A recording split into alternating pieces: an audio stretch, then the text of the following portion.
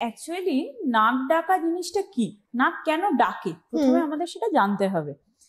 নাক যখন আমরা নিঃশ্বাস নিই, সেটা ঘুমের মধ্যে হোক বা স্বাভাবিকভাবে নিঃশ্বাসটা আমরা নাক দিয়ে নিচ্ছি, নাক দিয়ে নিয়ে সেটা মুখের পেছন দিক দিয়ে গিয়ে আমাদের শ্বাসনালীর মধ্যে দিয়ে যাচ্ছে, দিয়ে ফুসফুসে পৌঁছচ্ছে। এবার এই শ্বাসনালীর পুরোটার মধ্যে কোথাও যদি অবস্ট্রাকশন থাকে, মানে জায়গাটা সরু হয়ে গেছে, যেতে পারছে না ঠিক মতো, বা আমাদের শ্বাস প্রশ্বাসে হেল্প করছে যে জায়গাগুলো, সেইগুলোতে নড়াচড়া হচ্ছে, কম্পন অনুভূত হচ্ছে, তখন সেই জন্য যে আওয়াজটা তৈরি হচ্ছে তার জন্য হচ্ছে নাক ডাকছে। তার মানে অবশ্যই সেটা স্বাভাবিক নয়। একটা জায়গার মধ্যে দিয়ে হাওয়া চলাচল করছে, সেটা স্বাভাবিকভাবে যেতে পারছে না, তার জন্যই নাক ডাকার মতো শব্দ তৈরি হচ্ছে।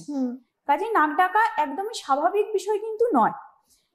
কখনো কখনো আমাদের ঠান্ডা লাগলে অনেক সময়ই হয়, হয়তো সবারই হয়, যে রাতের বেলায় নাকটা বুজে আসছে, তখন একটা নাক দিয়ে ঘর ঘর শব্দ হচ্ছে।